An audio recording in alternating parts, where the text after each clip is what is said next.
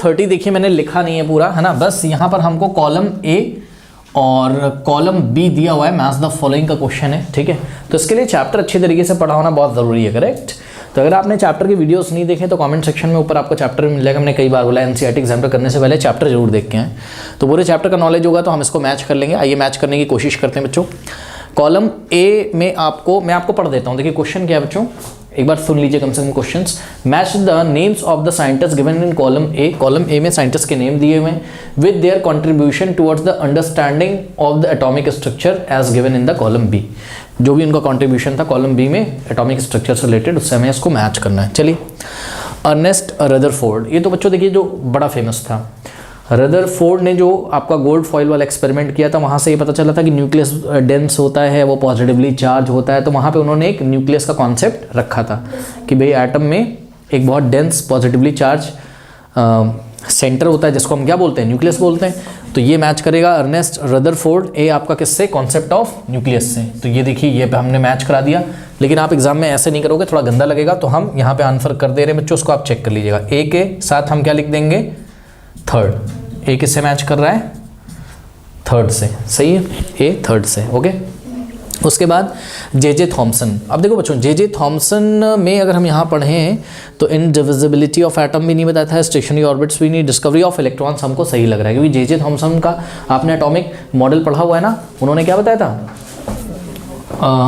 Pudding model, watermelon वाला, हाँ, जो आपको बताया, उसमें क्या बताया था कि जो पॉजिटिव चार्ज होता है एटम का, वो पूरे स्फीयर में यूनिफॉर्मली डिस्ट्रीब्यूटेड रहता है, ठीक है, और जो इलेक्ट्रॉन्स होते हैं वो इसमें एम्बेडेड रहते हैं। तो इलेक्ट्रॉन्स की बात वहाँ पर आ गई थी जे थॉमसन के द्वारा, ठीक है। तो यहाँ पर डिस्कवरी ऑफ इलेक्ट्रॉन्स के लिए जे थॉमसन जिम्मेदार हैं। और आप अपनी एनसीईआरटी की बुक बच्चों अगर खोल लें आप लोग सभी बच्चे, तो आप देख सकते हो कि पेज नंबर 53 पे, ठीक है, व्हाट यू हैव लर्न में भी आप देख सकते हो कि credit for the discovery of electron and proton goes to J Thomson and E Goldstein. तो इलेक्ट्रॉन की खोज के लिए जो क्रेडिट जाता है वो किसको जाता है, जे थॉमसन को, और प्रोटॉन की खोज के लिए किसको क्रेडिट जाता है, ई गोल्डस्टीन को, ओके। तो यहाँ से भी हमें समझ में आता है, अगर आप अपनी एनसीईआरटी का सिर्फ ये समरी देख लें तब भी, ठीक है। तो जे थॉमसन क्या हो गया आपका, डिस्कवरी ऑफ इलेक्ट्रॉन्स। तो बी आपका मैच कर गया किससे, फोर्थ से। तो बी मैच कर गया आपका किससे, फोर्थ से, करेक्ट। उसके बाद डाल्टन, ठीक है। तो डाल्टन ने आई थिंक अपनी थ्योरी में बोला था कि एटम को डिवाइड नहीं किया जा सकता है ना, एटम्स आर इनडिविजिबल। लेकिन अब फिर धीरे धीरे हमने देखा कि वो आपको एटम्स डिविजिबल होता है, उसके सब एटॉमिक पार्टिकल्स हैं, electron, proton and neutrons, okay. तो यहाँ से डाल्टन मैच करेगा आपका किससे, फर्स्ट से, ठीक है। तो सी वाला मैच कर रहा है आपका किससे, फर्स्ट से, करेक्ट, ये फर्स्ट लिखा हुआ है। उसके बाद बच्चों नील बोर का जो एटॉमिक मॉडल आया था उसमें आपने पढ़ा था डिफरेंट ऑर्बिट्स होते हैं, K shell, K orbit, L orbit, M orbit, और उन ऑर्बिट्स की एनर्जी डेफिनेट होती है, ठीक है ना। और ये इन्होंने देखिए बोला भी है क्या, नील बोर्स स्टेशनरी मतलब रुके हुए अपनी ही जगह, वो चलते नहीं है, एक स्थान से दूसरे स्थान अपनी पोजीशन नहीं बदलते हैं, है ना। के शेल जहाँ है वहीं रहेगा, के बाद एल, फिर उसके बाद एम शेल, इस तरीके से अलग अलग ऑर्बिट्स होते हैं, ठीक। तो डी आपका मैच करेगा किससे, सेकंड से। तो यहाँ से डी मैच कर रहा है हम लोगों का किससे, सेकंड से, ओके। उसके बाद ई में आ जाइए, जेम्स चैडविक, ठीक है। तो बच्चों जेम्स चैडविक जो आई थिंक उन्होंने खोज करी थी किसकी, न्यूट्रॉन की, ठीक है। अगर आपको नहीं समझ में आ रहा है तो आप देख सकते हो बच्चों अपनी पेज नंबर 54 खोल लीजिए एनसीईआरटी का। तो पेज नंबर 54 जब आप खोलोगे, ठीक है, तो यहाँ समरी में आपको पहला, दूसरा, तीसरा पॉइंट छोड़ के फोर्थ पॉइंट में J Chadwick discovered presence of neutron in the nucleus of an atom, ये लिखा हुआ है, ठीक। तो जे चैडविक आएगा आपका क्या, न्यूट्रॉन में, ओके। यानी कि आपका ई मैच करेगा किससे, ई मैच करेगा आपका 6 से, करेक्ट। उसके बाद स्टूडेंट्स ई गोल्डस्टीन, अभी हमने आपको बताया था ई गोल्डस्टीन किसके लिए था, प्रोटॉन्स के लिए, ठीक है। ये आपका देख सकते हो पेज नंबर 53 पे, ठीक है बच्चों, पेज नंबर 53 पे the credit for the discovery of the proton goes to what, E Goldstein, ठीक है। तो ये आपकी समरी में दिया हुआ है, ठीक। तो आपको मैं याद दिलाऊं बच्चों, something is called canal raise.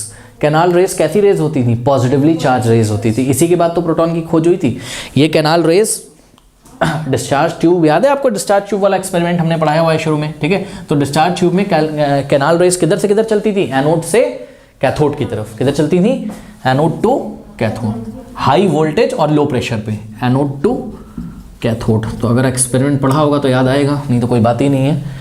But मोटी मोटी बात यह है कि कैनाल रेस कैसी होती थी, पॉजिटिवली चार्ज होती थी, ठीक है।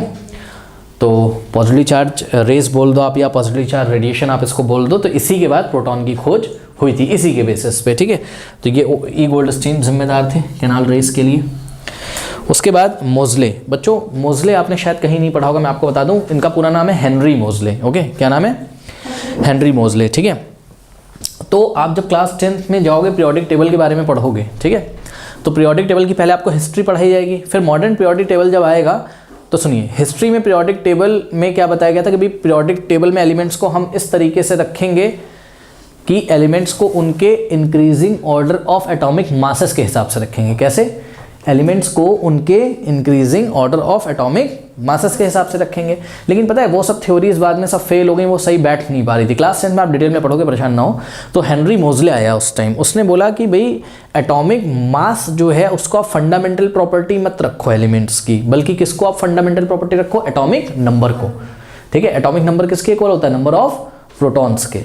तो उसने बोला, हेनरी मोज़ले ने बोला कि भाई atomic number which is equals to number of proton, आपको पता है। और अगर एटम न्यूट्रल है तो number of proton is equals to number of electron होता है, आपको पता है, ठीक। तो हेनरी मोज़ले ने बोला कि भाई एटॉमिक मास को आप फोकस मत करो, atomic mass is not the fundamental property of any element, atomic number is the fundamental property of any element. तो फिर जो मॉडर्न पीरियोडिक टेबल है उसमें हमने एलिमेंट्स को कौन से बेसिस पे अरेंज किया है? Increasing order of atomic number के हिसाब से। कैसे? Increasing order of atomic number. थोड़े से आप दर्शन भी कर सकते हो, ध्यान से चेक करो। यहाँ पे आता है हाइड्रोजन जिसका एटॉमिक नंबर 1 होता है, फिर राइट में आता है यहाँ पर हीलियम जिसका एटॉमिक नंबर 2, तो 1 2। उसके बाद यहाँ आता है लिथियम, ठीक। फिर क्या आता है आपका बेरिलियम जिसका एटॉमिक नंबर 4 होता है, फिर क्या आता है बोरॉन, तो जिसका एटॉमिक नंबर 5। तो देखो 1 2 3 4 5, फिर 6 7 8 इस तरीके से। तो पीरियोडिक टेबल में हमने एलिमेंट्स को उनके increasing order of atomic number के हिसाब से रखा। ये बात सबसे पहले किसने बताई थी? हेनरी मोज़ले ने। तो कहीं ना कहीं हेनरी मोज़ले का जो रिलेशन है वो किससे? एटॉमिक नंबर से। हेनरी मोज़ले का आधा नाम आपको दिया गया है, शॉर्ट में मोज़ले बोला गया। तो मोज़ले को हम लोग मैच करा देंगे किससे? एटॉमिक नंबर से, ठीक है। तो यहाँ पर बच्चों जी आपका मैच हो जाएगा 5th से। ओके, तो इसको आप नोट कर लीजिए और लर्न कर लीजिए अच्छी तरीके से।